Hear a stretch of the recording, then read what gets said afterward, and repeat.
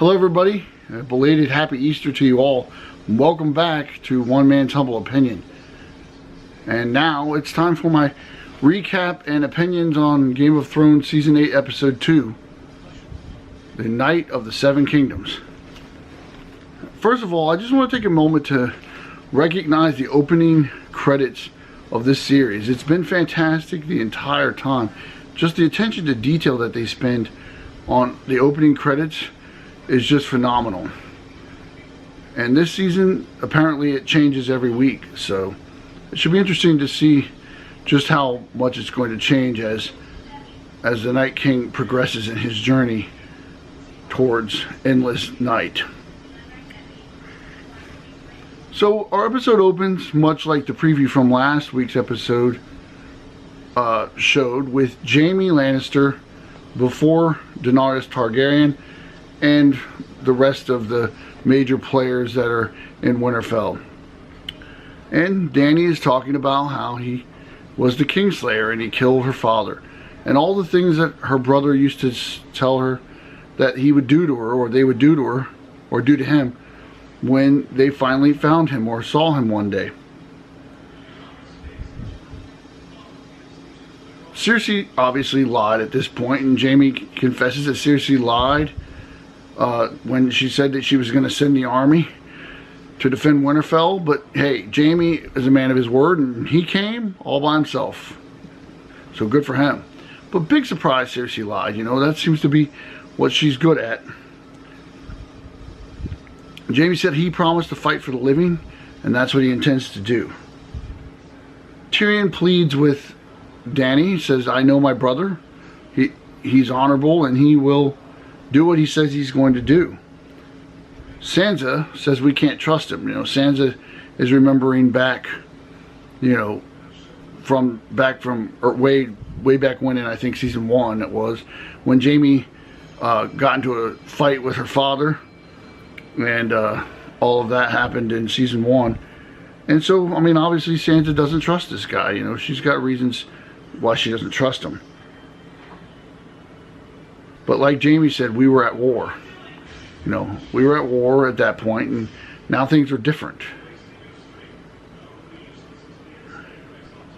Bran says the things we do for love. Kind of a ode back to what Jaime said as he, in season 1, actually episode 1, as he pushed Bran out the window. And Jaime talks about survival and how this goes beyond loyalty. Then Brienne of Tarth stands up and she defends Jaime, talking about how he is an honorable man and how he swore an oath to Catelyn Stark to protect Sansa, to find Sansa and bring her back to him, or to find Sansa and bring her back to Catelyn. And so Brienne talks about how Jaime saved her, lost his hand in the process, and through all of this, Sansa turns to Brienne and says, I trust you with my life. If you trust him with your life, then we should let him stay. Jon, you know, he just uses the argument, we need every man we can get.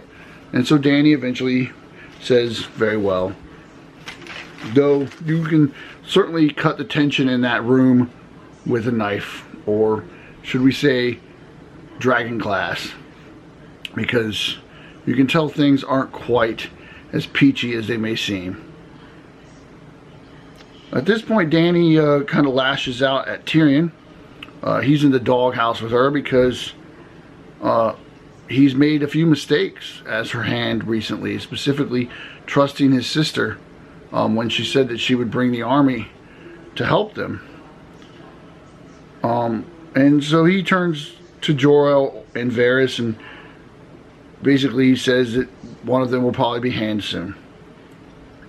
They then turn back to the smithery where Gendry is making weapons, much like from last week, and Arya is watching him. You make my weapon yet? Arya asks. After I make 1,000 of these, Gendry says as he gestures to the weapons he's working on. Talks about fighting the White Walkers. She asks him what one looks like, what one smells like. And Gendry says, you want to know what one looks like? They look like death. And Arya then says, I know death. He has many faces. I look forward to seeing this one. You then get to the tree and you see Bran there meditating as he usually does as of late, and Jaime approaches him and says that I'm sorry, and he generally seems to be sorry for what he did to Bran all those years ago. And you know, Bran says, you weren't sorry then. And Jaime says, I'm not that person anymore. And Bran says, and Jaime recognizes that Bran isn't the same person anymore either. And Bran says, I'm someone else now. I'm something more.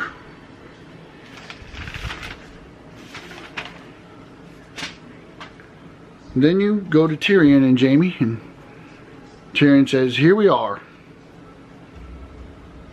together again. And Jaime asks how Tyrion's queen is, and Tyrion says, well, she's your new queen now, too. And he promises Jaime that she's different, you know, and that things are going to be different with her on the throne than they are with Cersei. Then he talks about how he has underestimated his opponents, and that Cersei uses the truth to tell lies. And then Tyrion says, you always knew who she was, but you loved her anyway, referring to Jaime. And then he says, I never thought that I was going to die at Winterfell. Then we turn to the courtyard where a bunch of people are training, and Brienne is looking out over it, and Jaime approaches her and comments on how she is commanding the left flank and how it would be an honor to serve under her command. But she doesn't really answer him, she just leaves. Then we turn to Dany and Jorah, and Dany is telling Jorah that she only chose Tyrion as her hand because she thought Jorah was dead. She didn't think she'd ever see him again. And Jorah said, no, you made the right choice. He has a brilliant mind. But he's made mistakes, Dany says. But Jorah says he owns them and he learns from them. Then Dany asks for a moment alone with Sansa. They talk about Tyrion being a good man and how he's intelligent and ruthless. But no one should trust Cersei. And then Dany tells Sansa that they both know how to lead people who don't accept a woman's rule. And asks Sansa why they're at odds. And Sansa says, Jon loves you. And men do stupid things for women. And Dany says, one goal all my life has been the Iron Throne. Yet here I am fighting Jon's war. So who manipulated who? So here she's, talking about how, this entire time, this entire journey she's taken in Game of Thrones throughout all 7 seasons pretty much until the very end of season 7 has all been about the Iron Throne. Reclaiming her family's, throne. And then here comes Jon Snow, this northerner who she's never met. And all of a sudden, she's now fighting his war. She's put her war aside and said, okay, we're going to fight your war first. Then we'll fight my war. It had to take some real convincing to get her to do that. So it just shows you that the power and the influence that Jon Snow has and that he possesses. And how much she truly cares for him. And she says, I'm here because I love your brother. And I trust him. And Sansa says, what about the North? We promised we would never bend the knee to another ruler again. So what about the North? Well, they're pretty much interrupted at that point as a group of people come in, and Theon Greyjoy is among them. And Theon tells his queen, Daenerys, that his sister has returned to the Iron Isles to claim it in her name. And she asks Theon why he did not return with her. Theon says, I have come to defend Winterfell, if you'll have me, my lady Sansa. Sansa, with tears in her eyes, rushes over and embraces Theon.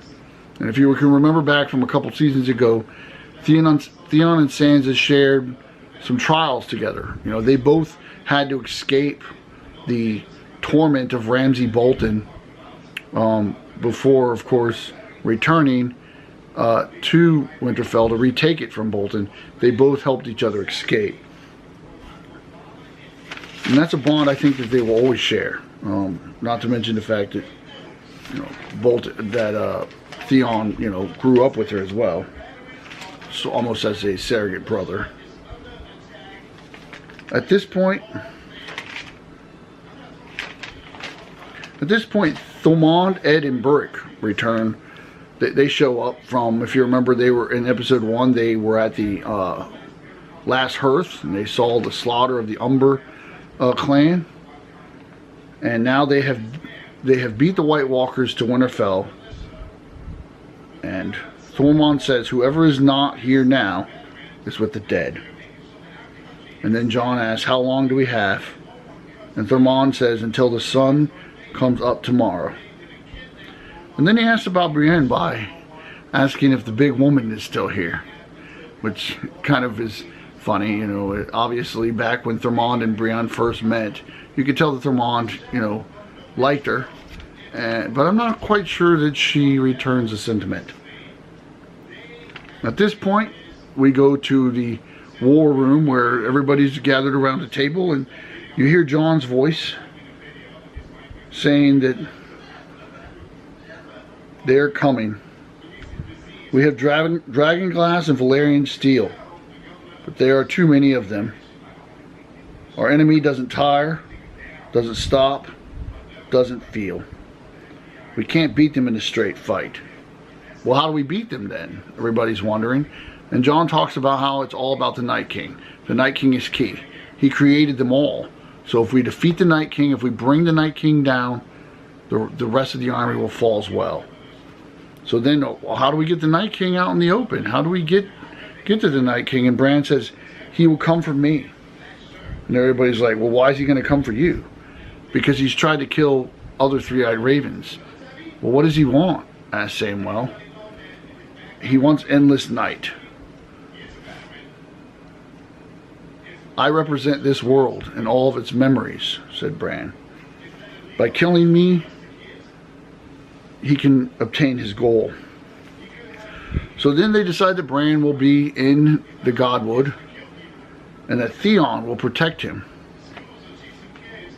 And Jon and Dany will be somewhere nearby with their dragons, but not too close to where they can't, or to where the Night King knows they're coming. And then Arya asks if Dragonfire can stop the Night King, and Bran says that no one has ever tried. Tyrion then talks about wanting to fight, and Dany basically says, no, I'm going to need your brilliant mind if we get through this, so you're going to be in the crypt. And Tyrion graciously, basically reluctantly agrees to be in the crypt. Might not be quite a good idea, because I think it's leading up to some bad things happening in that crypt. I don't think the people in the crypt are going to be necessarily as safe as it appears that they're going to be. After everybody kind of clears out, first Thormund says, well, if we're all going to die, at least we're going to die together. And then everybody sort of clears out, leaving Tyrion and Bran alone. Tyrion wants to hear about Bran's journey. And Bran talks about how it's a long story. And Tyrion goes, well, if only we were trapped in a castle in the middle of winter with nowhere to go. Then you see Grey Worm and Missandra. And you see Grey Worm a few times in this episode, which is kind of makes you wonder what his fate may be. And in this particular conversation, they're talking about growing old and not wanting to grow old here in the north. She says she wants to see the beaches And he promises that after all this is over, he will take her there to see the beaches and to see her home again. Once again, that whole scene is filled with foreboding. You know, are these two going to make it out of this battle alive? One or both may just meet their end. Sam then asked Jon, "Have you told her yet?" Referring to telling Dany the big secret about Jon being a Targaryen. Ed then says, "And now our watch begins." You know, since he is, after all, the 999th Lord Commander of the Night's Watch. Then Jon talks about Gilly and little Sam being in the crypt, and Sam can go join them to protect them if he'd like. And Sam says, "Is everyone forgetting that I was the first one to kill White Walker? You know, that I did many things and many feats all by myself. I'm totally capable of handling myself in battle." And then Ed jokes and says, "Well, Samwell Tarly, slayer of White Walkers, lover of women, as if we need any more signs of the world is ending." And then they showed Tyrion and Jaime sitting by a fire. And Tyrion says, "I wish Father were here to see his two sons about to die defending Winterfell." And he talks about the perils of self-betterment. Then Tormund shows up, and so does Brienne and a few others. And Tormund turns to Brienne and says, "This could be our last night in this world." Obviously, he has some things on his mind, but Brienne doesn't seem to be quite interested. Then you see the Mormonts talk, Jorah and Lyanna. It's a very interesting reunion. I was waiting for that reunion. In terms of, come to find out, Jorah is her cousin.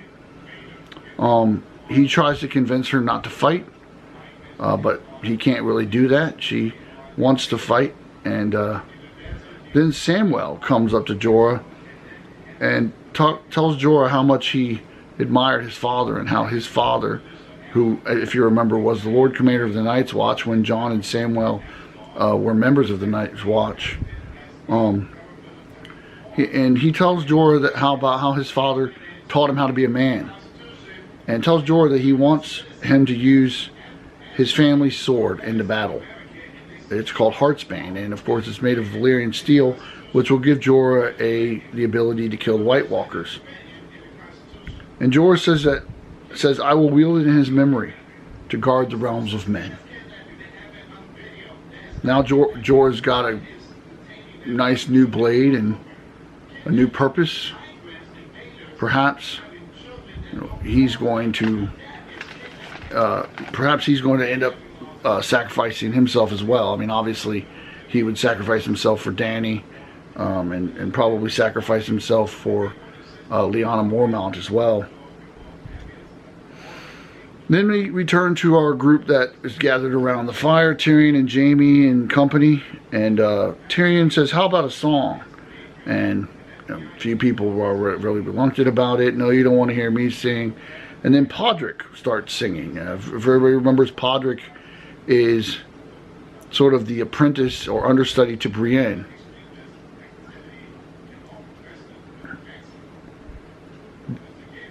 But before that happens, they start talking about how a woman can't be a knight. It's just tradition that a woman can't be a knight. And then Jaime says, "Well, all it takes to be a knight is for a knight to, appoint you a knight. Any knight can make a knight," is basically what he says. And so he tells Brienne to come over and kneel beside him. And she does, and he takes his sword and places it on her shoulder, and then on her other shoulder, and then back to the other shoulder, and he knights her, and everybody applauds. And it's a really great moment for Brienne, because this is basically what she's wanted her entire life. She's wanted to be a knight, and she's probably more knightly than most of the knights in the show. So certainly, this is a great moment for her. However, maybe it's too great of a moment, because now that she's gotten just about everything she's ever wanted out of life, perhaps, and with her leading the left flank, perhaps she's going to be just a little bit too exposed and may wind up finding herself in a sticky spot come the battle. Then the moment everybody's probably been waiting for the entire episode with bated breath. Jon and Dany in the crypts. And Jon is standing in front of Lyanna Stark's, his mother, her tomb. And Dany approaches and asks who she was. And Dany says, Lyanna Stark. And Dany starts talking about her brother Rhaegar and how he did all these great things apparently, but yet he raped Lyanna. And Jon says, no, he didn't.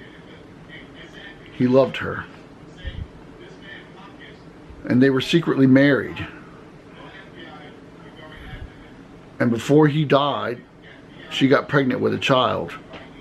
And on her, and as she gave birth to that child, and as she was bleeding to death, she made her brother Ned Stark promise to protect the child and to never let anyone know who he really was. And so Ned Stark raised that child as his bastard. And then he turns to Dany and says, my name is Aegon Targaryen. And Dany says, that's impossible. And Jon says, no, it is not impossible. It is true. And she goes, but that means that you are the last remaining male heir to the Targaryen throne. And that's about as far as they go, because a horn sounds and the Knight's army approaches. And that's the end of the episode. They show some scenes, some brief scenes from next week's episode, mostly just the two armies getting into position. Brienne shouting, hold the line. And so now the biggest questions going into next week are who is going to make it out alive and who's not going to make it out alive. You know, we're 2 episodes in now and there haven't been any major deaths.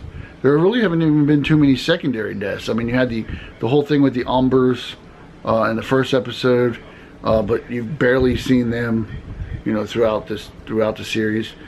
So it's time. You know, it's prime time next week. They've been building up to this episode, even though it's the middle point of the season. You know, it apparently took 55 days to film this battle. It's supposed to be the greatest battle that's ever played out on television. So it's time for some people to die, unfortunately. And as I was saying earlier, with the amount of time Grey Worm got, which is strange because Grey Worm typically doesn't get a whole lot of screen time, especially as of late with everything else going on. I really feel Grey Worm is probably going to meet his end. Brienne, unfortunately, may also be meeting her end. There have been some things I have read about possibly Jaime dying to save Brienne, but I'm not so sure they're going to kill Jaime off just yet, if they are going to kill him off at all. Another possible death, like I said, are people in the crypt. I don't think the people in the crypt are safe as they think they are. If the Night King gets in there, into the crypt, he can raise, you know, any of the people that are in the crypt that are dead, you know, Lyanna, Ned, any of the other Starks. You know, he can raise their bodies and they can start killing people.